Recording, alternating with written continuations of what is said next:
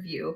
Today we're going to be doing some reorganizing of books that I have here on my bed. This is temporarily the home for my channel here, but it's probably going to move a little bit because I don't know if I've mentioned it in other videos. We bought a house in 2022 and we're still figuring a lot of the logistics of where everything goes.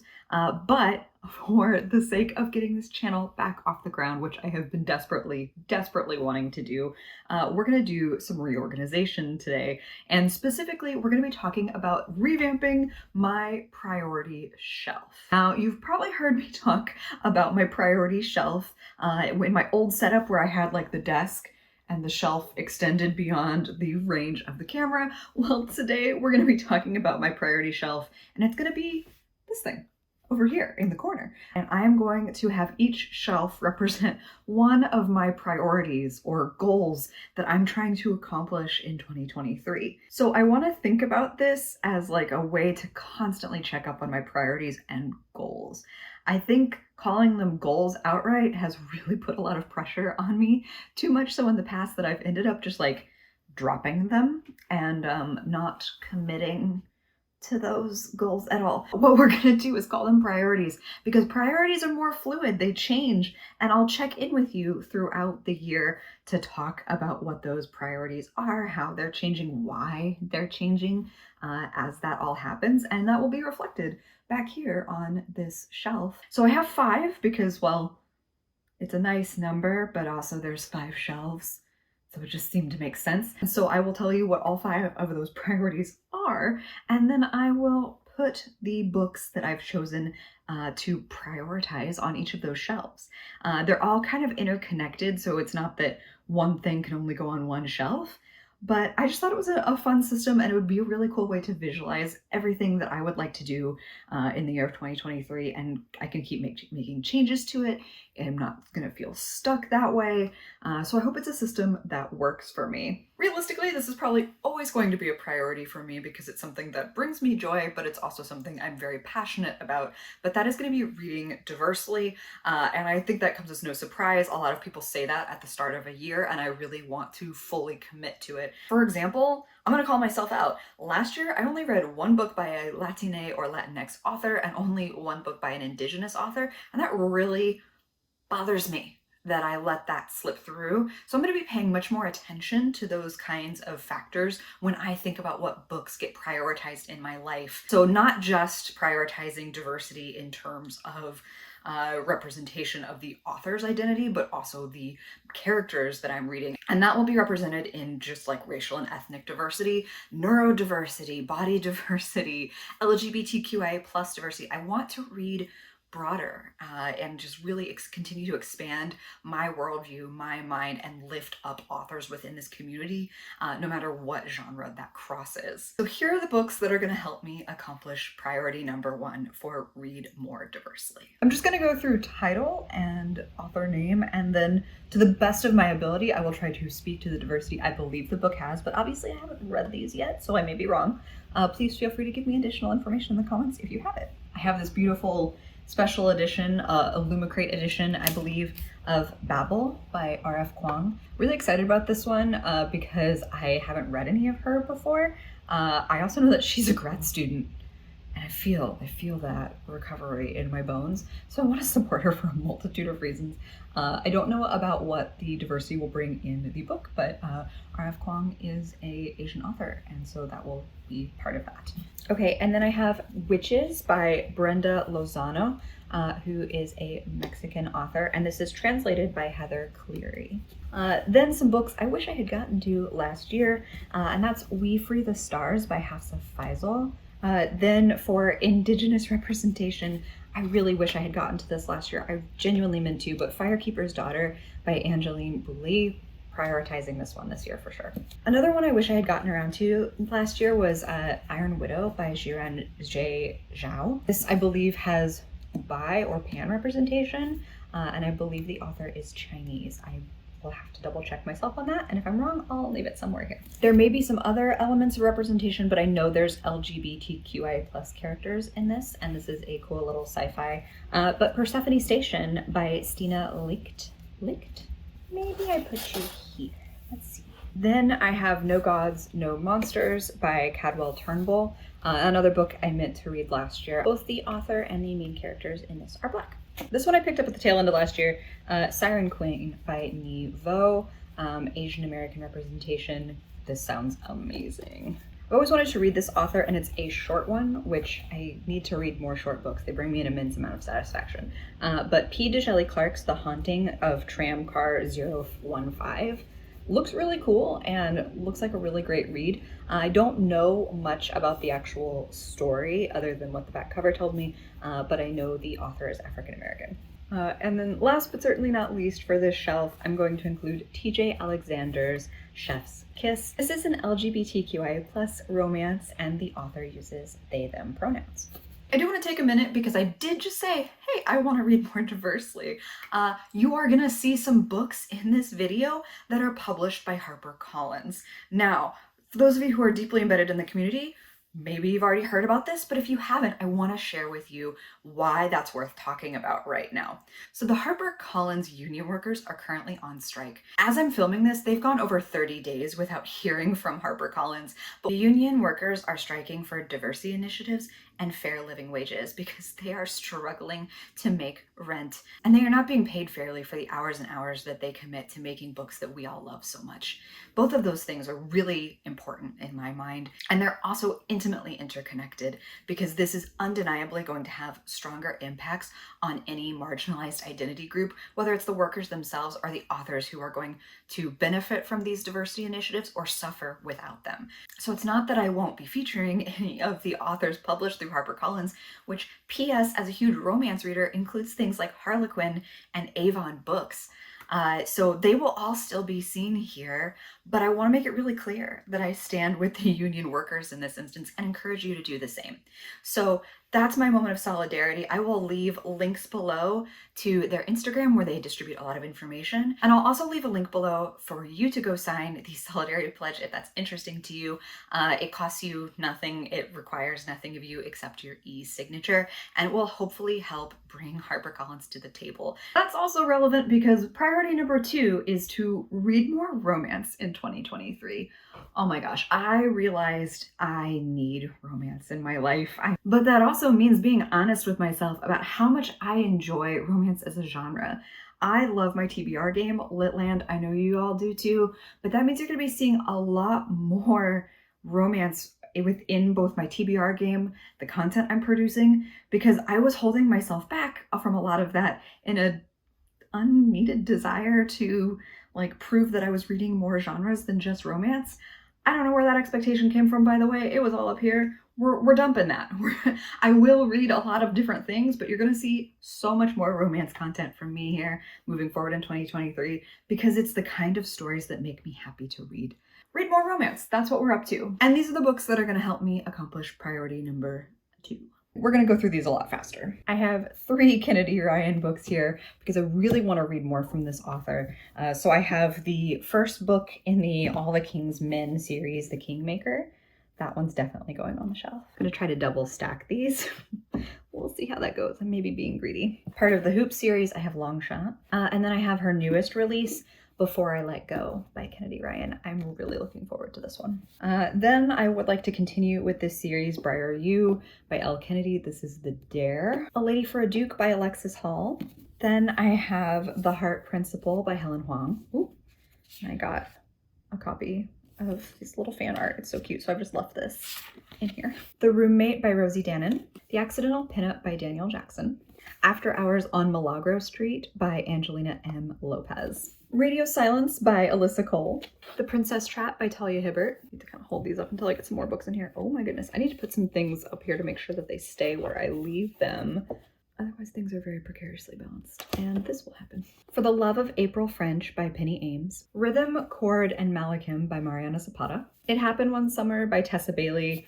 Yes, you do see tabs in this. I got this from Authentic Books, and there are some things I need to do or look at when I get to certain pages because of that subscription box, so that's what the tabs are for.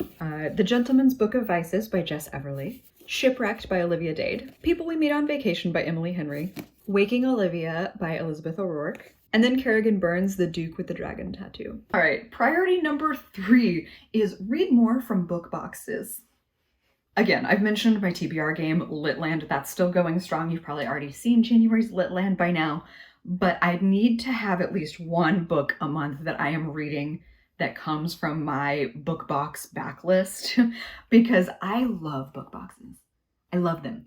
And I currently am subscribed to like 4, I think. That's a lot. I don't always get them every single month. Some of them are on like quarterly, or I skip boxes frequently, but I do get a lot of subscription box content, and I have a lot of like former subscription box books that I never got around to reading. So I no longer subscribe to, say, Fairy Loot, Owl Crate, or Book of the Month, but I still have books that I haven't read yet on my shelves from each of those subscriptions. So I would like to be better about reading those things, as well as reading the stuff that I am currently subscribed to, getting those books through and read faster than I have been. So that's going to be one of my priorities this year. So here are some of, but certainly not all, of the books that are going to go on shelf number 3 for Read More book boxes. So this one is probably one of my older ones on the list. It is one of my last book of the month that I have not read. This is The Golden Hour by Beatrice Williams. I subscribed to a indie bookstore in St. Louis giving me, I think, like bi-monthly picks from their store, and they sent me Thistlefoot by Jenna Rose Nethercott this past year, and I really want to get to this. And the indie bookstore in question is The Novel Neighbor in St. Louis, Missouri, if you're curious. Then I believe this is a Luma crate, but The Whispering Dark by Kelly Andrew. Just looks really cool, really interesting. Need to prioritize my Luma crates. I'm a big fan of Hello Lovely's Trope of the Month subscription, and that's where I got Liar by Fiona Cole. I also subscribe to a very small niche box, if you will. If you watched last year's monster romance video, you know I kind of enjoyed the subgenre immensely, so I found my way to Renegade Romance, which is a monster romance subscription box, and that's where I got Carnal Cryptids by Vera Valentine. Never read Vera Valentine, a little intimidated by this Why Choose novel, but we're gonna go for it. This one's from a quarterly box, but I subscribed to Steamy Lit, and they sent me A Proposal They Can't Refuse by Natalie Kana. Then Authentic Books, which I've already mentioned before. One of the books was Weather Girl by Rachel Lynn Solomon. So you can see the little like cute seal. This pops off really easily and doesn't damage your books, by the way, if you were wondering. And then these last 3 all come from the Read Romance Repeat book box that I love very dearly. But that is Ramon and Julieta by Alana Quintana Albertson, Partners in Crime by Alicia Rai, and Return to Cherry Blossom Way by Jeannie Chin. Specifically putting this one on here because this cover does nothing for me. The premise is kind of questionable to me at best, but I really do want to prioritize reading from my subscription box and giving things a chance. So if I don't put this on my priority shelf, it's just going to stay on my shelf forever and a day. Priority number 4 is to try at least 25 new to me authors within 2023. I just kind of arbitrarily set 25. My personal goal is to read about 100 books this year. We'll see how that goes. Some years I make it, some years I don't. Last year I definitely did. I read 129 books last year in 2022. So I think I can do 100. And so 25 new to me authors gives me plenty of room to reread or read from authors I know that I love. So it's like essentially a quarter of the books need to be new to me authors. And I think that's something I can knock out very easily, but I want my goals to feel, you know, like accomplishable.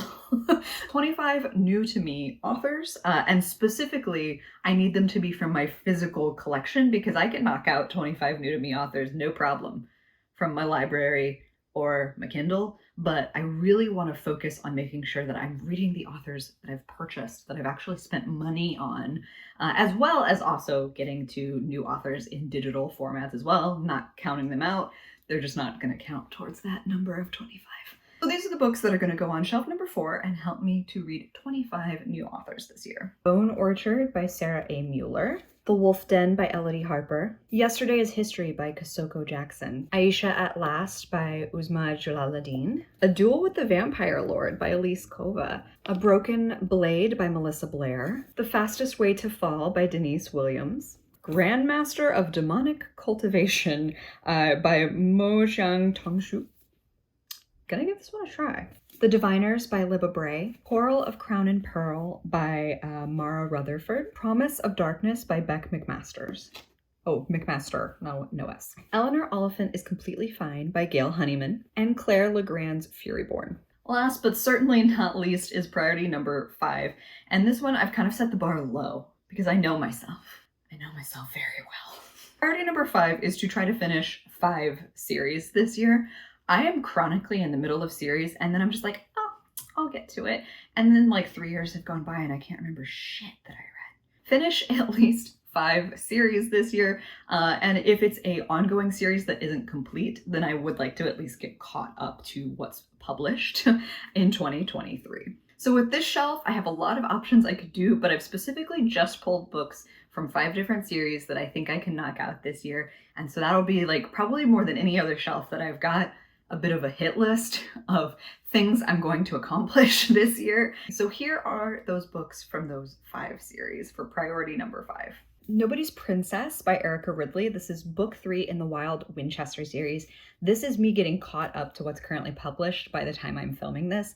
I have every confidence there will be more books in the Wild Winchester series, so as those get published, I will continue to read them in a timely manner. She says now with some degree of confidence. Then I'm gonna try to finish the Themis Files series this year, so Waking Gods and Only Human by Sylvan Nouvel. I'm also gonna try to finish the Winter Night trilogy, so that means The Girl in the Tower and The Winter of the Witch by Catherine Arden are on this list. I'm unsure if this series is still being written or if it's a completed trilogy. David Mack's The Shadow Commission. I think this is an easy win. And then the only one I haven't read from this series, and this is the printed special edition from the Bookish box, but Laura Thalassa's Death, part of the Four Horsemen series. So this is book 4. I am so close to being able to finish this. I think I can do it. Shout out to this precious boy who filmed with me the whole dang time and was nothing but a sweet sleepy bean. This is Gizmo. Normally he's an agent of chaos and is trying to destroy my filming equipment. But this is what growth looks like, team. This is a sweet cat, not destroying my stuff, being adorable. Here's a better look at priority and shelf number 1. I do need to get some like decorations and stuff on the shelf, but I haven't unpacked most of those. So you can see I'm kind of relying on gravity and some creative leaning to keep things on the shelf. That will get fixed in time, I promise. Shelf number 2. You